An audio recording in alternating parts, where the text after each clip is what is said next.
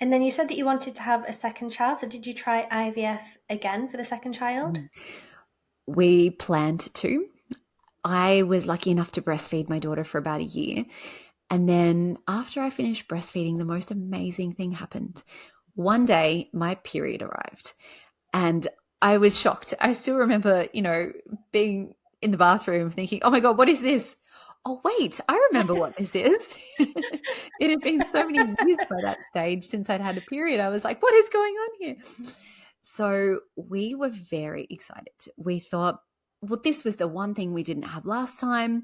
We get to actually try to conceive. That was never even an option for us previously. So my cycle returned pretty regularly. It was regular, but on the shorter side. I think my cycle was around 23 to 24 days. And by this stage, I was 36. And I remember going back to my doctor and saying, look, we're trying to have our second baby. My cycle's regular. Is there anything I need to be worried about? She was like, no, just keep trying. You're good.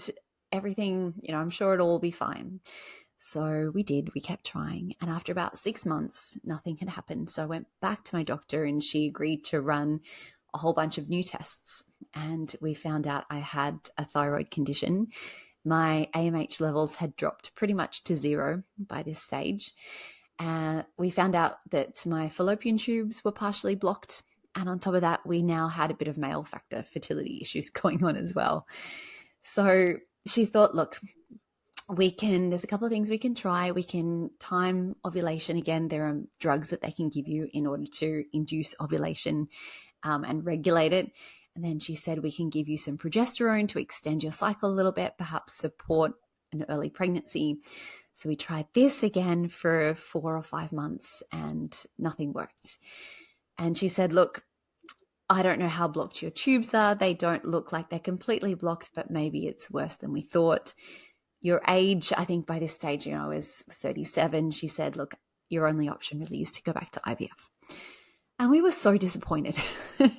We thought this was the one thing that we didn't have the first time. And it still isn't working. What are we doing wrong?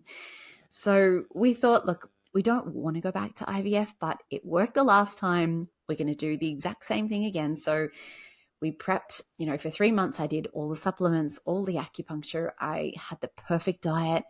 I got my 8.5 hours sleep every night. We did everything.